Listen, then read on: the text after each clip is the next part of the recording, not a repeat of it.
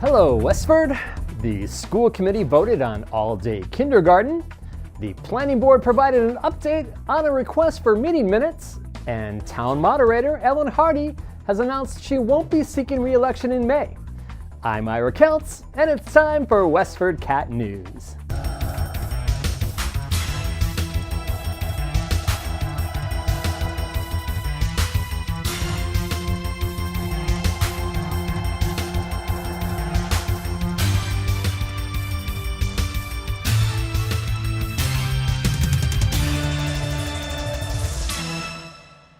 School committee members voted 4-2 in favor of offering full-day kindergarten. Member David Keel's motion called for the program to be revenue neutral. Despite that, members Chris Sanders and Erica Cole opposed the motion. Here's what Chris had to say. I'd have a harder time supporting it, and I'd go back to my concerns and comments on half-day kindergarten. As long as this is a tuition-based full-day option, half-day needs to be the default, and I need to be able to look at the families in this town and say, if you send your child to half-day kindergarten, you're getting a curriculum that is age-appropriate, developmentally appropriate, that has pressure valves, that teaches the whole child, and that's just not something, that's not the gold standard that the full day offers only. And that we're inching towards this being the default, and to me that's inherently unfair to the families who either can't or choose not to pay for full-day kindergarten. In response to member Terry Ryan's question as to whether the school department would have to offer tuition assistance to families who couldn't pay for full-day kindergarten, David said this. We're demonstrating that the child's not disadvantaged for being in half-day. So, how could you pay the tuition if there's no disadvantage? What we're doing here is we're meeting the demand of what the taxpayers are asking of us, from what I can see anyways. So I think the emphasis is what we don't necessarily need to see the benefits of the full day because we know what's happening, but we just need to make sure, to Chris's point, that that we're reporting that we have a strong, vigorous half-day program. School committee member Tom Clay was absent from the meeting, but you can watch the entire meeting on WestfordCAT.org. Planning Board Chairman Dennis Galvin updated residents on a request for meeting minutes for an asphalt plant for 540 Groton Road, a location on Chelmsford's border. In October, the Planning Board and Selectmen announced a settlement with the owner of Nashville-based Newport Materials that would allow the businessman to operate a controversial asphalt plant in return for $8.5 million in concessions to the town. The settlement enraged residents and prompted a group of homeowners in Chelmsford and Westford to appeal the agreement late last year. Chelmsford's selectmen also appealed the agreement. With regards to Newport Materials, the release of the minutes from the Planning Board. The Planning Board met on December 19, 2017 and voted to withhold the release of the of the minutes regarding Newport Material due to pending legislation, pending litigation that is still outstanding, and the board agreed to pick up the issue as soon as the litigation has been disposed. The entire Planning Board meeting can be found at WestfordCAT.org. Westford's town moderator since 1993 announced recently that she won't be running again. The millennials in town have never known another moderator. Here's Ellen explaining why she decided to end her tenure. So this will be coming up, your 25th town meeting, Ellen? That's right. I will have moderated 25 annual town meetings. And Ellen has just recently announced that she is not going to seek re-election for town moderator, and so we're here to find out why. It just seemed like the right time. There was not one incident that made me think I don't want to do this anymore. My mind works very mathematically, Joyce, and this spring of 2017, my husband Mike and I will have lived in Westford for 50 years. We came in April of 1967, and in that 50 years, I will have moderated half of the annual town meetings. That just seems very right. Two other longtime contributors to the town, Selectman Kelly Ross and school committee member David Keel, have also announced they won't be seeking re-election. According to the town's clerk's office, openings include 2 seats for selectmen, 2 for Board of Health, 2 for library trustees, 1 for town moderator, and 2 for school committee, all 3-year terms. There are a couple of open seats with terms of 5 years on the Housing Authority and Planning Board. A Zoning Board of Appeals meeting took place on Wednesday, January 19th. Here's News Director Joyce Polino-Crane with details. Thanks, Ira. A controversial cell tower proposal for the Nabnasset section of town just got a bit more complicated.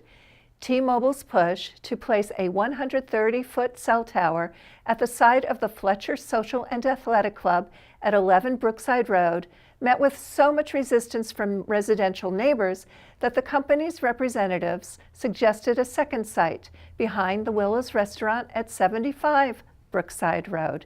That led the Board of Appeals member James Kaziniak on January 18th to ask how the 2 simultaneous applications would work. Little unusual procedure here where we got a new issue to consider. It's not a filed proposal yet, and we still have the other one on the table. So it seems like we're throwing all the ingredients in the oven hoping a cake comes out, and sometimes that doesn't happen. Ultimately, the board and the T-Mobile agents, Stephen Kelleher and Brian Grossman of Varsity Wireless, decided to continue the Fletcher application to the April 19th meeting. The Willow's Restaurant application will be heard on March 15th if filed by February 10th. Both would remain before the Board of Assessors until a decision is made on one location or the other, said Grossman. In other zoning board news, Jeff Lammy of Lowell withdrew his petition to rezone about 25.5 acres at 132 Carlisle Road for indoor recreational use and outdoor recreational use. Lammy wants to provide outdoor soccer fields and transform an existing barn into an indoor soccer facility. But an overflowing crowd of nearby residential neighbors signaled strong resistance. Board members voted to accept Lammy's withdrawal without prejudice, meaning he can return anytime with a new application. I don't know that I'm going to open it up yet to the audience because I feel I know what the sentiment is out there. But let me ask you this, and I don't know, with all due respect, how you are aware of the zoning issues or whatever, but it certainly sounds as though you don't have the support. If in fact we close the public hearing and deny it, then you can't come back for 2 years. If you withdraw it without prejudice and perhaps rethink it or something and come back, then you can come back at any time. So I want to offer that to you before I open up to any comments. And having heard the opinion of the board, we would request withdrawal without prejudice, go back to the drawing board, see if there's any opportunities that may present itself that'd be a little less intrusive and be able to, fit in as far as the neighborhood is concerned. So we appreciate your opinion on that, and we'd respectfully request the withdrawal without prejudice. Okay. Watch the entire meeting on WestfordCAT.org. This is Joyce Polino-Crane for WestfordCAT News. Back to you, Ira. The safety of students getting on and off school buses is becoming a priority in town.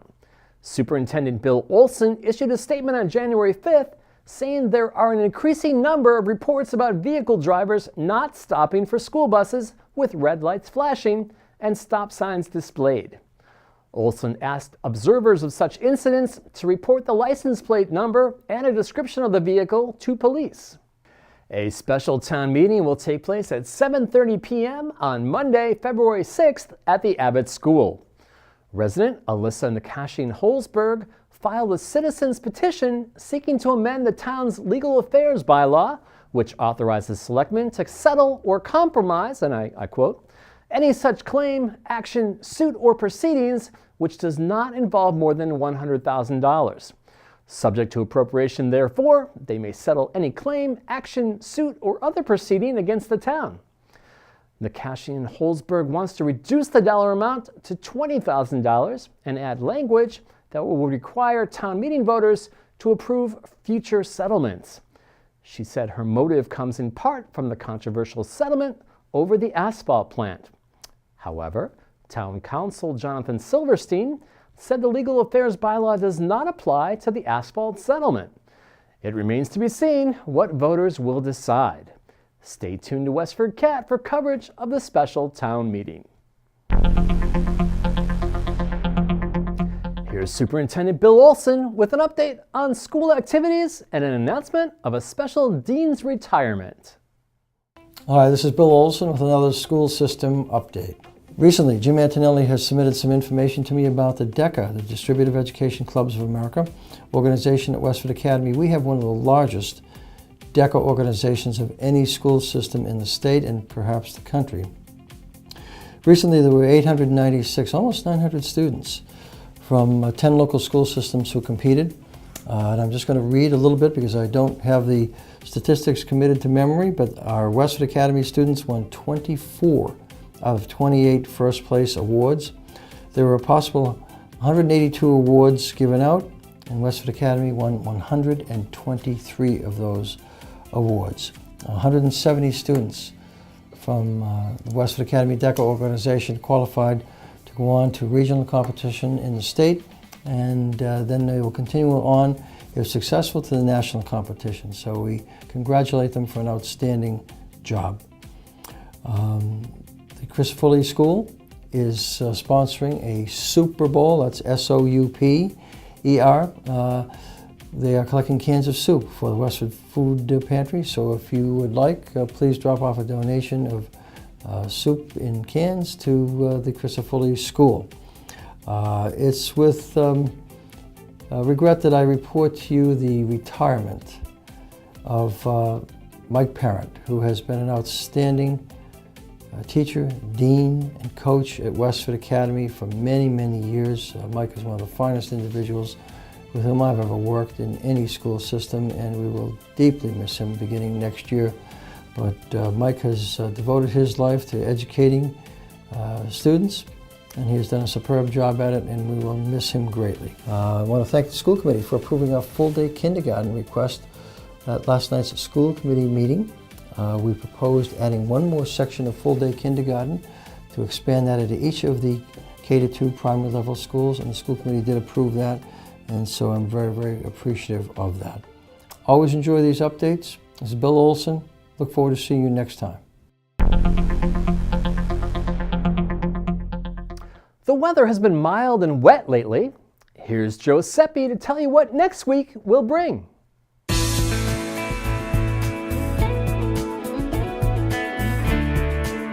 Hello, Westford!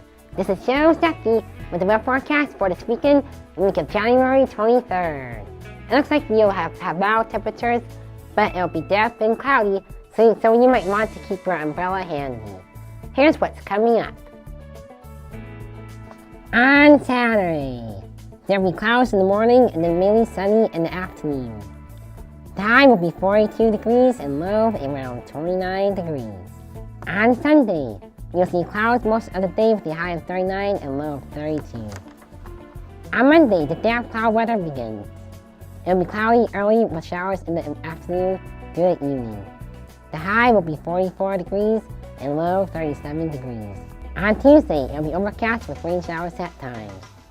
The high will be around 50 degrees and low around 39 degrees. On Wednesday, there will be a few afternoon showers early, then clouds in the afternoon and evening. The high will be 51 degrees and low 36 degrees. On Thursday, there will be scattered rain showers throughout the day and possible freezing rain in the evening. The high will be 50 and low around 29 degrees.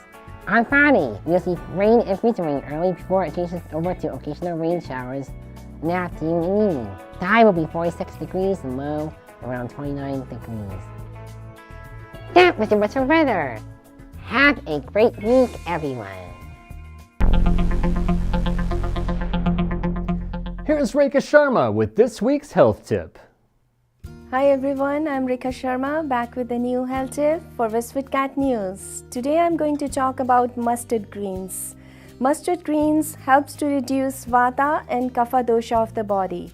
It is a natural detoxifier and cleanser for the body, especially liver.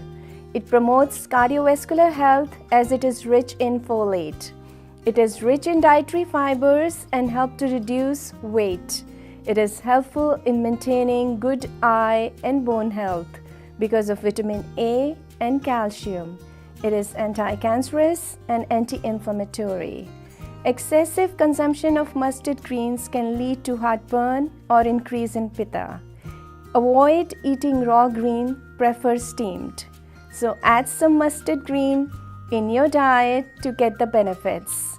If you have any allergies, please contact your healthcare provider.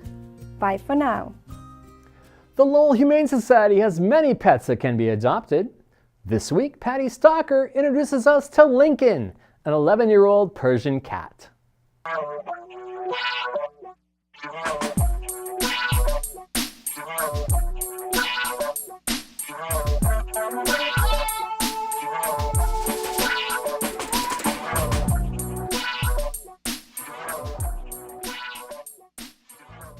The Lowell Humane Society on Broadway Street in Lowell is brimming with a bounty of beautiful animals in need of loving homes.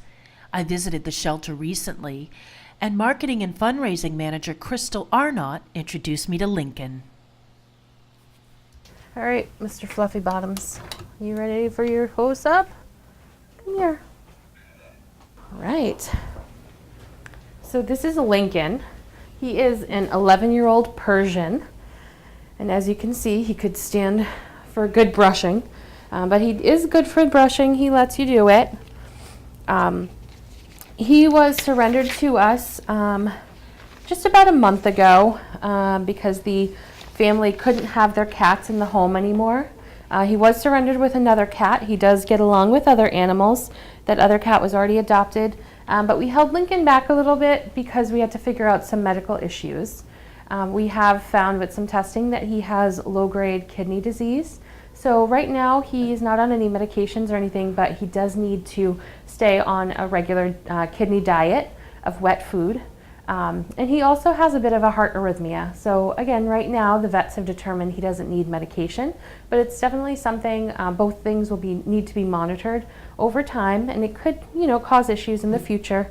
So we are looking for a family with a very good vet reference who understands that he will need, continued care and continued echocardiograms for the heart condition and continued blood and lab work for the kidney disease. But it doesn't let him slow him down at all. He's awful sweet. He gets along with other animals. He really likes to get right into the bed with you and snuggle up. He'll sit with you. He loves to be pet. The family that surrendered him did recommend that he would probably do best in a more quiet home. He's always been an indoor cat, so he definitely should remain that way as well. He's not a huge fan of being picked up. He'll allow it for short periods, but he would rather not be picked up and carried around too much. He is a little standoffish when he first meets other cats, but he gets along very well with them once he's comfortable with them. Come here. So he is a Persian. He's got that signature smooshed face. So he doesn't have any breathing issues caused by that. Sometimes this breed can have some issues, but he does just fine. Ready to go back in, bud? We will have someone continue this later because you are a mess. Good boy. To learn more about Lincoln or any of the other pets available now for adoption, or to find out how to donate, volunteer, foster a pet, or fill their wish list, go to lowellhumanesociety.org or visit them at 951 Broadway Street in Lowell. Call 978-452-7781. For WestfordCAT, I'm Patty Stalker. And now here's Sarah Fletcher with this week's events around town. Hi, my name is Sarah Fletcher, WestfordCAT's Marketing Outreach Manager with happenings around town. Westford Academy is holding a special night of entertainment and festivities when it celebrates Chinese New Year on January 27th from 6 to 9 p.m. Everyone in the community is invited to a Chinese dinner provided by Bamboo Restaurant. 15 dishes will be presented. A lion dance will be performed, and there will be a demonstration of Chinese calligraphy and painting by artists. Celebrate the Year of the Rooster with members of Westford Academy's Chinese program. Tickets are $15 for adults, $10 for children ages 5 to 12, and children under 5 are free.